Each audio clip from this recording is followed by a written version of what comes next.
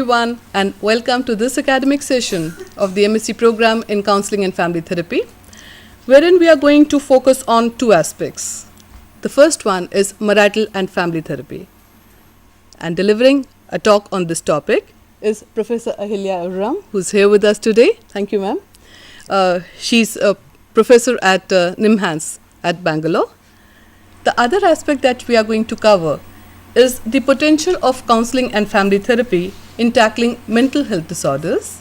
And to talk on this topic, we have with us Dr. Jitendra Nagpal, who's a senior psychiatrist at Moolchand, and he looks after the mental health and life skills education aspect in his course of work over the years. So, in this particular session, we are going to let the two speakers make their address, and thereafter the floor would be open for interaction with the participants in the program today. So first, let me request Professor Ahilya Raghuram to talk on marital and family therapy. Thank you. What I would be doing is to give you an overview of family and couple therapy, which is in some ways a huge task because each of these are two really large and vast bodies by themselves which can be talked about at length, but however I would try to cover it in the time allotted to me as briefly as possible and at the same time as comprehensively as possible. Now, the perspective that I would also be adopting in this talk is, on the one hand, to give an understanding from the clinical perspective, which is to say, how do we actually go about practicing family and couple therapy?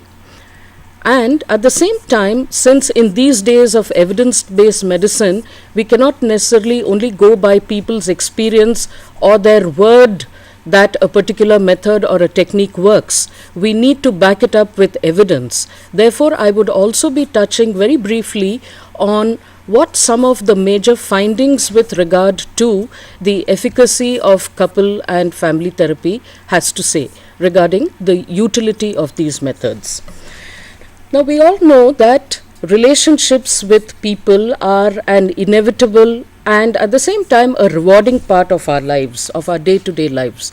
We are constantly surrounded by relationships, and as Dr. Girishwar Mishra mentioned earlier, the fact that we live in a collectivistic culture means that we are constantly surrounded by relationships.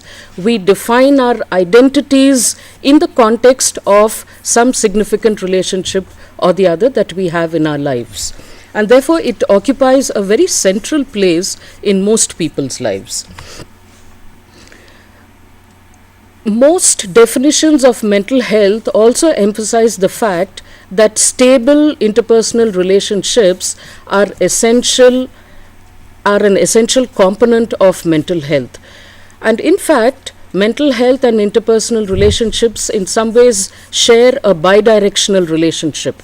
That is, if we wish to have satisfactory interpersonal relationships, we need to have sound mental health, which means in some ways an absence of depression or excessive degrees of anxieties or other insecurities. And at the same time, having sound mental health in many ways contributes to the quality of the interpersonal relationships we have, and it's important to keep the fact that there is this bidirectional relationship between them. At the same time, given the fact that lifestyles are changing so rapidly in our society and at the level of individual families as well, most relationships in our lives are undergoing considerable strains and pressures, and this has led to an increase in the number of clients who are actually presenting with issues of an interpersonal nature. In fact, when we look at what is the nature of the presenting problem with which clients come to us, even though they may come as individuals, when we actually probe into what is the reason for their having sought help, many times the problems that they talk about are interpersonal in nature. Therefore, it does seem that interpersonal conflicts and interpersonal issues are becoming much more important, and are becoming an important reason for people to seek help from counselors and therapists. With that, I will move on now to first talking about family therapy, and then later on I would go on to discussing couple therapy. Now, family therapy is actually a specific way of thinking about human behavior and problems, and this specific way actually refers to what is known as the systemic approach. The hallmark of the systemic approach is that, in contrast to our understanding of individual psychopathology, which is linear in nature, which is to say that we identify a set of factors and we believe that the existence of these set of factors leads in some ways to a certain kind of an outcome. The systemic perspective moves away from this kind of a linear thinking to what is called a circular way of thinking about problems. It highlights the fact that essentially relationships are recursive in nature. That is to say, if A and B are interacting, the way A responds to B has an impact on B, which generates a certain kind of response from B, which in turn has an impact on A, and so on, and therefore this kind of a cycle goes on. And the focus in family therapy is to try and unravel this recursive pattern rather than focusing on just the individual alone. At the same time, family therapy also consists of a set of therapeutic techniques which have been identified as being useful for dealing with distress in families. Now, what are the kind of problems or the nature of problems that present to family therapists? The most obvious are the interpersonal difficulties between various members of the family, and these can include difficulties between parents and children, or between siblings in the family. At the same time, it also includes a very large percentage of families where the primary problem lies with the couple, which is to say the marital problems, and these include sexual difficulties and issues of infidelity as well. All these are problems which are generally seen by family and couple therapists. There are also another set of problems, and these are problems due to ongoing stressors. Now, these ongoing stressors can be in the form of serious mental disorders, like having to provide care for a person with schizophrenia, or it can be ongoing problems such related to the use and abuse of alcohol and dependence on alcohol and other substances.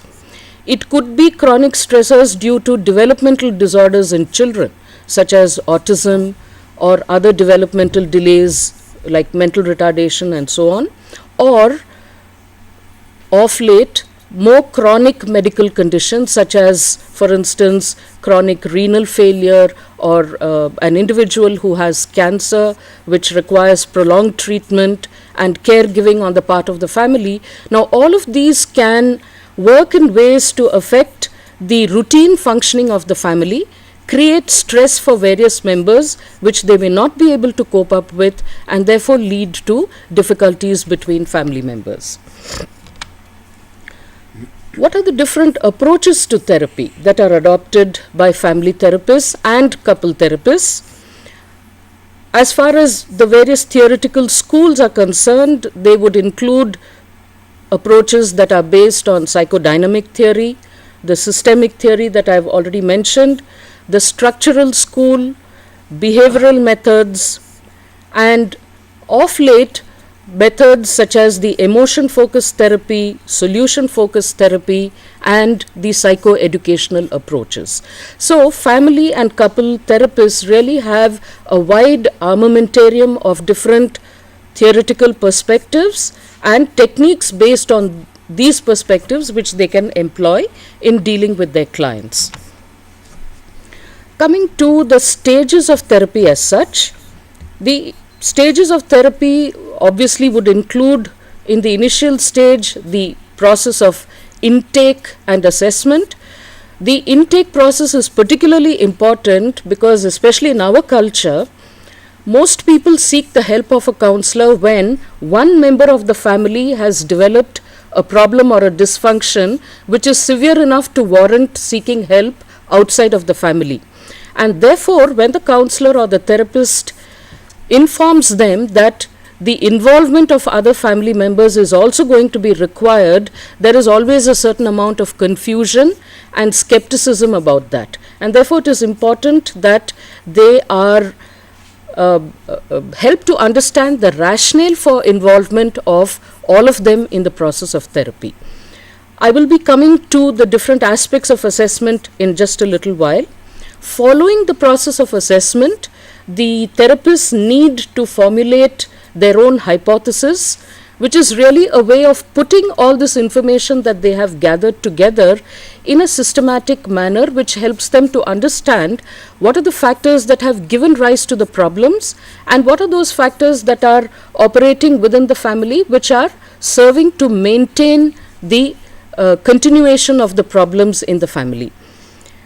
Setting goals for therapy, which is then followed by the actual middle phase where, in collaboration with the therapist, the family or the couple works towards achieving the goals which they have identified and therefore leading to a resolution of the problems for which they sought help, and finally the termination phase.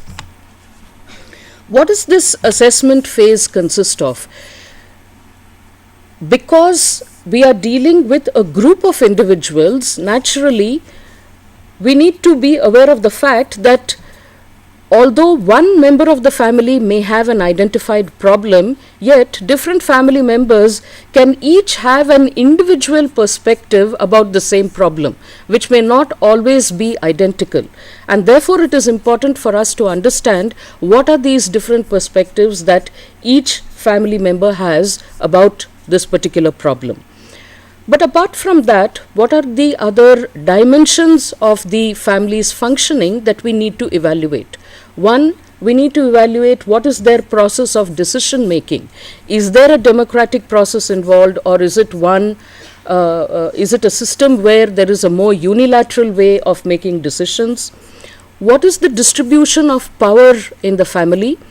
In our culture, more often than not, it tends to be gender specific, which means then that male members are likely to be in positions of greater power. What is the nature of roles that are present in the family, and what is the level of performance and accountability and satisfaction with the performance of these roles? What are the types of communication patterns that exist in the family? And very importantly, what are the adaptive processes that and the adaptive skills that the family has? For instance, to solve problems of a day-to-day nature, what skills do they have to resolve conflicts or differences of opinion when they arise? What kind of methods are used? And what are the kinds of supports that they have to which they can reach out to when there is a requirement? And finally, what is the degree of cohesiveness or a sense of we feeling or a sense of bonding that all the family members have? Once this assessment has been done, in general, family therapy tends to have certain broad goals which in a way cut across different kinds of problems, and of these the goals include, obviously, firstly, to decrease painful and unrewarding interactions that go on repeatedly within and amongst family members, and thereby to reduce their distress. To improve communication so that it becomes more open, free and honest. It is amazing to when we evaluate families to find what are the modes of communication that families get into when there is a disharmony between them, and the very indirect methods that sometimes come into existence. We also need to have as a goal the enhancement of individual satisfaction in the relationship of each member of the family, which means then that our goals have to ensure that all members of the family ultimately feel satisfied with the outcome of our intervention and not just one or two members. And to facilitate, very importantly, the acceptance of differences between family members and particularly acceptance of each other's weak points and vulnerabilities. And in that process, what we would actually be achieving is enhancing the family's ability to accommodate to a much greater degree than they were doing earlier. However, these are broad goals, and when we are dealing with an individual family, they have to be contextualized and individualized to suit the individual or the unique presenting problem with which each family comes for help. In the initial stages, we need to set ourselves some short-term goals. And what do these short-term goals consist of? One immediate goal that the therapists need to achieve is to shift the focus and the attention of the family away from this identified individual to looking at the problem as something that affects all of them, and therefore which requires intervention to involve all of them. To develop a strong therapeutic alliance. This is easily achieved when we are dealing with an individual or a single patient, much more difficult to achieve when you have 4 or 5 members sitting in the same room and the therapist trying to establish a therapeutic alliance with each of them. Therapist has to ensure that there are equal opportunities for participation of all the family members in the therapy sessions, because the usual tendency is for one or two of the more vocal members of the family to monopolize the time in the therapy session and to act as the spokesperson for the entire family, which is something that needs to be discouraged.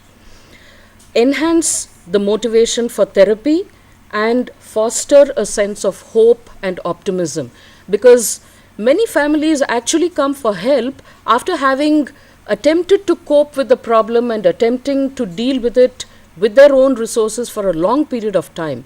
And therefore, when they come, many of them are fairly skeptical about whether therapists will actually be able to achieve any change or make a difference.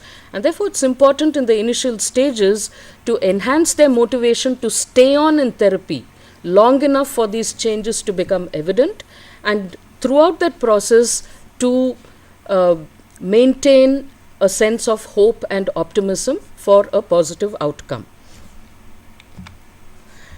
In terms of the long-term goals, obviously the therapy needs to focus on resolving the presenting problem for which the family had initially sought help. One of the long-term goals that therapy should achieve is to decrease the urge between different family members to punish each other. Now, when there has been an atmosphere of acrimony and very strong hostile feelings between members, very often there is this urge to take revenge or to punish various other family members in different ways.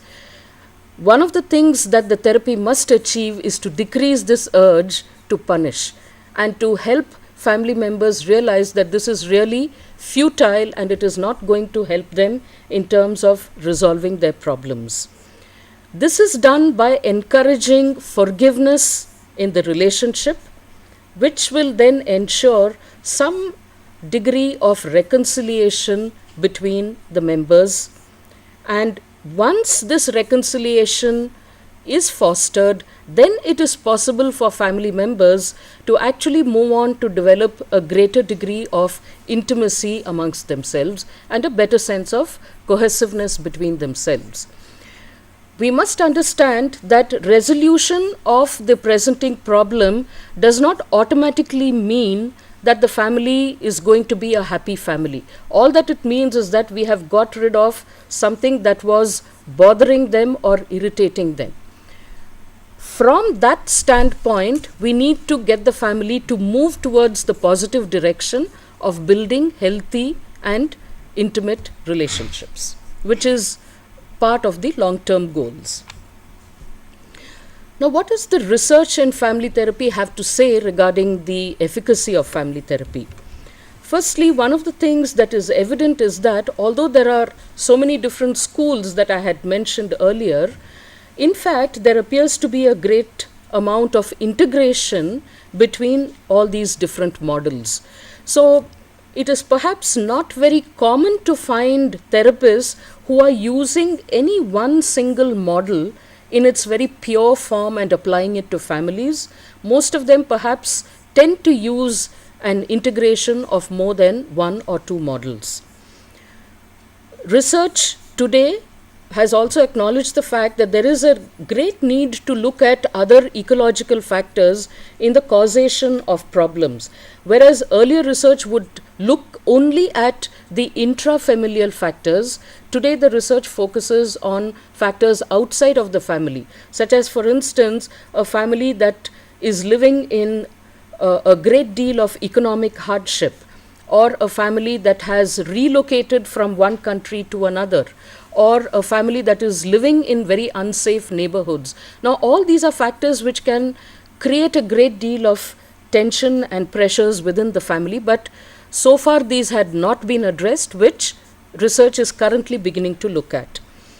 What research also points out is that family therapy definitely seems to be effective for a very wide array of problems, and in comparison to couple therapy or individual therapy, it seems to be focusing on more diverse and more difficult and chronic problems.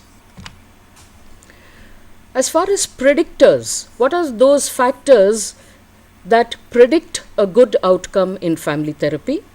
One, when the therapist, as I had mentioned earlier, if the therapist is able to shift the locus of the problem away from an individual to the family as a whole, this seems to predict a better outcome.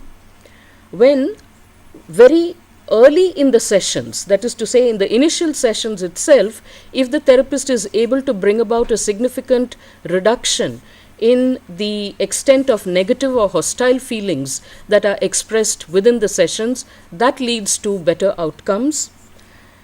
When the therapist is able to achieve improved behavioral and interactional competencies between different family members, when there is treatment adherence, when the therapist is able to resolve deadlocks and impasses that are very commonly encountered in family therapy. After all, it requires a tremendous amount of negotiation skills on the part of the therapist, as well as a willingness to move away from very rigid positions by the family members in order to become more accommodative. And therefore, if the therapist is able to achieve a resolution of these kinds of blocks in therapy, that leads to good outcomes. And finally, the importance of the therapeutic alliance between the therapist and the different family members. Now, with that, I'll move on next to talking about marriage and the different aspects of couple therapy. As far as couples are concerned, the same dimensions of assessment that I had mentioned earlier have to be looked into, but in addition, there are a few that are specific to couples. One of them is to look at what are the expectations that the couple had at the time of marriage of each other and from marriage itself. When they are seeking help, what is the extent of their commitment towards continuing their relationship?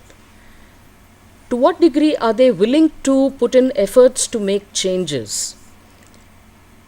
What is the level of hostile feelings and anger that is currently being expressed? And are they able to perceive any positive attributes at all in their partners? These are certain additional dimensions which need to be assessed as part of our initial sessions itself.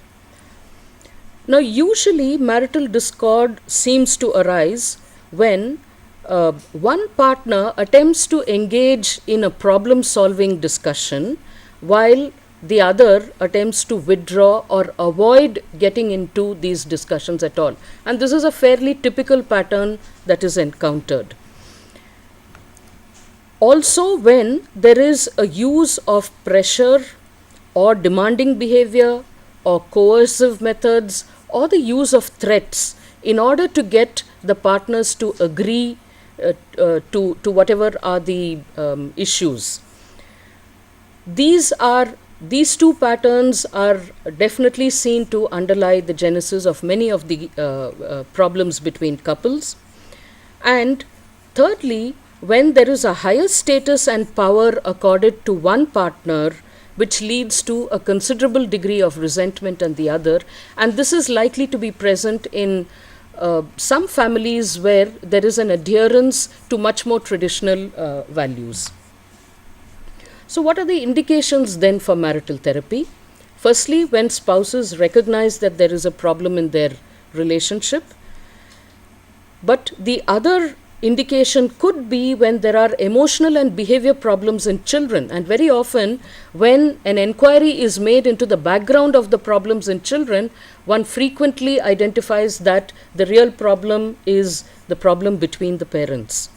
When there are sexual problems or lack of satisfaction in the sexual domain between the partners, and very importantly, when there is a failure or a lack of progress in individual therapy, then this is often an indication for couple therapy, and when there are issues of infidelity involved. Again, coming to the research on marital therapy, what the research again demonstrates is the fact that there are positive and reliable changes that are demonstrated in groups that have been treated with couple therapy as compared to groups that are put on wait list controls or whatever. But the interesting fact is that irrespective of whatever may be the particular school or the particular model of therapy that the therapist may choose to use, there are comparable outcomes across all these different methods, which means that no particular approach seems to be superior to the other.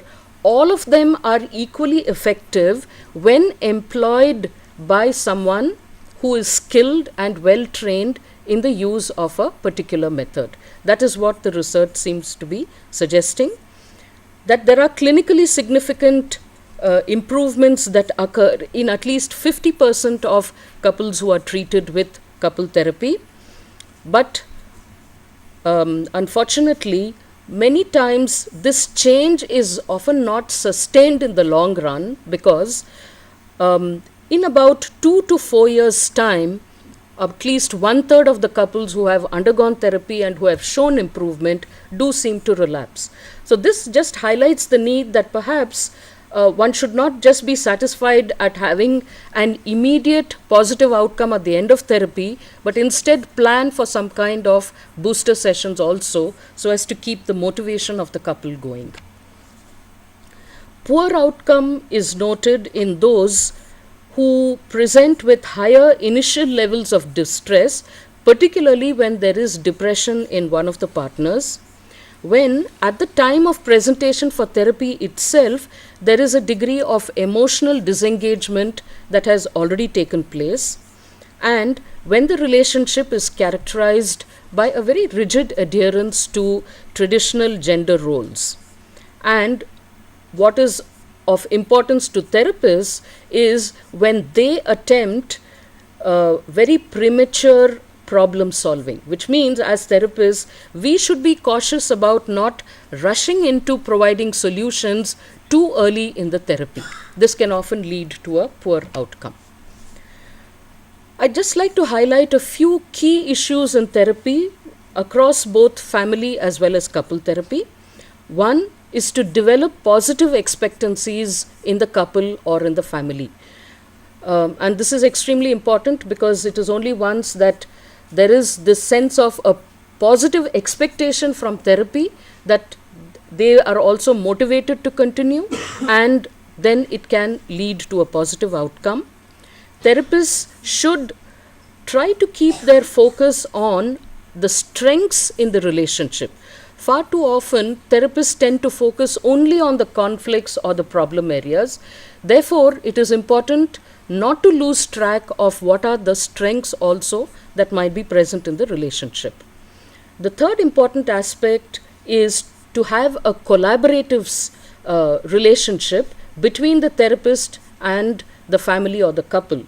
This is because the couple or the family also needs to be aware of the fact that they are responsible for resolution of the problems, and the whole responsibility does not lie with the therapist to find solutions, and this is important. Of course, adopting a non-judgmental stance is extremely important.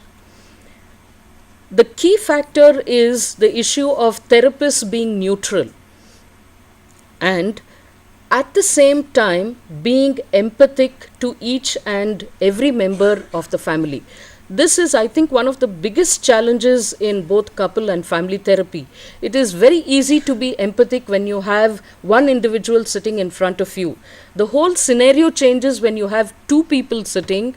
You cannot help in some ways aligning with one or the other of the partners, and usually this unconscious alignment is determined by one's own gender or by one's own values or age and so on. And therefore therapists need to be very, very much aware of their own tendencies to align with one or the other of the family members.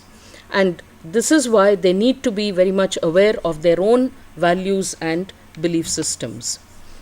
What has also been found in recent times is that there are promising results found for programs on marital enrichment and programs that focus on providing premarital education, which can contribute to prevention of discord. And I think in our country, this is going to be an emerging need in the very near future, because you do find that youngsters are getting into relationships very often without necessarily having the skills to know how to negotiate these relationships or to negotiate their lives after a breakup of the relationship. And therefore, some kind of an input or an education which is targeted at providing them with premarital, I wouldn't even like to call it premarital, it is more about relationship education. How to have more realistic expectations out of a relationship and how to negotiate differences, how to resolve conflicts. These are things that perhaps young people actually need to be educated upon, and having these kinds of programs has been found to have beneficial effects. I would just like to conclude with the words of George Bernard Shaw, in which he said that the greatest service that one can do for an individual or for a society is to bring up a good family, because once you have that in place, many of the other related problems can be prevented. Thank you. Thank you, ma'am. So the house is now open for interaction. Any comments, any questions, you are welcome. In North India especially, there are many joint families, and many times the couple therapy or marital problem between the couple is also because of interference of in-laws. So how do you address these problems in your therapy? Two ways in practice that we address this. One, if the couple is a newly married couple, in fact, because I didn't have the time to go into it, Minuchin has in fact talked about it, described it very beautifully in terms of what are the tasks of marriage. That is to say, what are the tasks that a couple has to achieve in the initial stages of the marriage. And one of the things that he has emphasized is that there should be a healthy separation of both partners from their respective families of origin, which should also be supported by the families. Okay, because this is what will help a newly married couple to invest in their new relationship and develop a strong emotional bonding between them.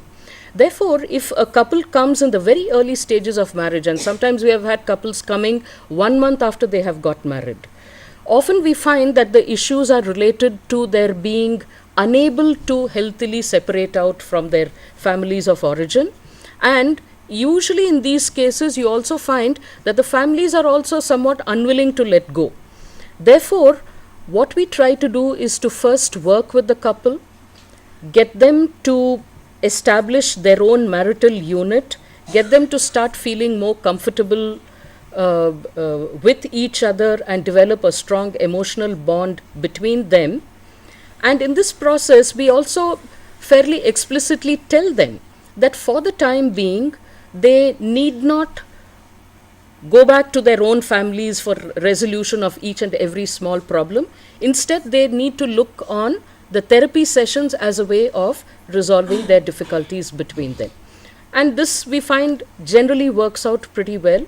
Once the couple is given time on their own to develop their own marital unit, they are able to carry on quite successfully thereafter.